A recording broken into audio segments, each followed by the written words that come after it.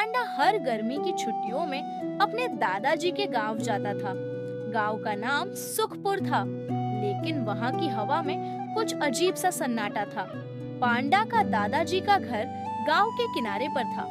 पास ही में एक पुराना मोहल्ला था, जिसे लोग नीचे जात वालों का मोहल्ला कहते थे। वहां ऋतु और उसके माता पिता रहते थे।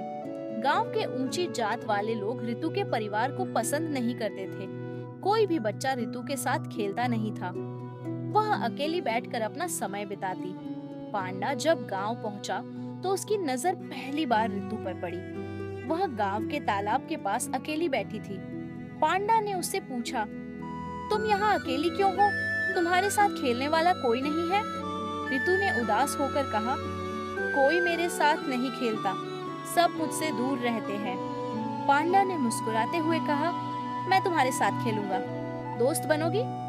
ऋतु के चेहरे पर हल्की मुस्कान आ गई। दोनों दोस्त बन गए और दिन भर साथ खेले। धीरे धीरे पांडा और ऋतु अच्छे दोस्त बन गए। पांडा हर रोज ऋतु के घर जाता और वहां बैठकर कहानियां सुनता। लेकिन छुट्टियां खत्म हो गईं। पांडा को शहर वापस जाना पड़ा। जाते समय उसने ऋतु से कहा, मैं अगली बार जब दादाजी के पास आऊंगा तो हम फिर खेलेंगे। ऋतु ने अपनी उदास आंखों से उसे विदा किया। पांडा कई सालों तक दादाजी के गांव नहीं आ पाया, लेकिन इस बार जब वह गांव पहुंचा तो सबसे पहले उसने ऋतु का हाल पूछने की कोशिश की। गांव के लोग उसकी बात सुनकर चुप हो गए। किसी ने कहा, वो लोग यहाँ से चले गए हैं। पांडा को यकीन नहीं हुआ। वह हर जगह ऋतु को ढूंढने लगा। उसी वक्त गांव के मंदिर के पुजारी ने पांडा को बुलाया। पुजारी ने गंभीर स्वर में कहा, पांडा, तुम्हारे दोस्त ऋतु और उसके परिवार को सालों पहले किसी ने जहर देकर मार डाला। उनकी आत्मा अब भी उस पुराने घर में भटकती है। यह सुनकर पांडा के रोंगटे खड़े हो गए। वह दुखी हो गया और पुजारी से पूछा, क्या मैं ऋतु से आखिरी बार मिल सकता हूँ? पुजारी ने कहा, उसके घर जाओ, वहाँ उसकी आत्मा तुम्हारी प्रतीक्षा कर रही है। पांडा ने हिम्मत जुटाई और रात में ऋतु के घर गया। घर सुनसान और टूटा फूटा था। चारों ओर अंधेरा था। लेकिन जैसे ही पांडा ने घर में कदम रखा, उसने सुना, पांडा, तुम आ गए। पांडा ने पीछे मुड़कर देखा।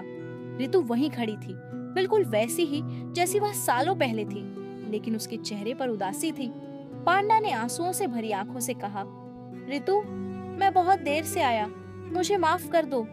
ऋतु ने कहा, तुम देर से आए, लेकिन मुझे खुशी है कि तुम आए। मैं यहाँ सालों से अकेली भटक रही हूँ। पांडा ने पूछा, मैं तुम्हारी कैसे मदद कर सकता हूँ? ऋतु ने कहा, यहाँ एक अनाथालय बनाओ, जहाँ किसी को अकेलापन महसूस ना हो, जहाँ बच्चों को प्यार और सुरक्षा मिले, तभी मैं मुक्त हो पाऊंगी। पांडा ने गांव वालों से बात की। पहले तो गांव के लोग झिझके, लेकिन धीरे धीरे पांडा की बात मान गए। उन्होंने मिलकर उस पुरानी जगह पर अनाथालय बनाना शुरू कर दिया। कई महीनों की मेहनत के बाद अनाथालय बनकर तैयार हो गया। पांडा ने सोचा कि ऋतु अब मुक्त हो जाएगी। वह अनाथालय के उद्घाटन के दिन ऋतु से मिलने गया।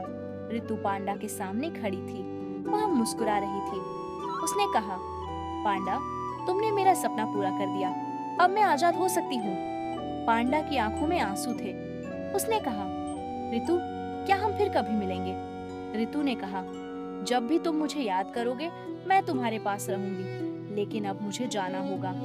यह कहकर ऋतु धीरे धीरे गायब हो गई। पांडा ने उसे जाते हुए देखा और उसकी आंखों से आंसू बहते रहे। पांडा ने अपने दिल में ऋतु की याद को सहेज लिया। अनाथालय में आने वाले हर बच्चे को वह प्यार और दोस्ती का पाठ सिखाता, जो उसने ऋतु से सीखा था।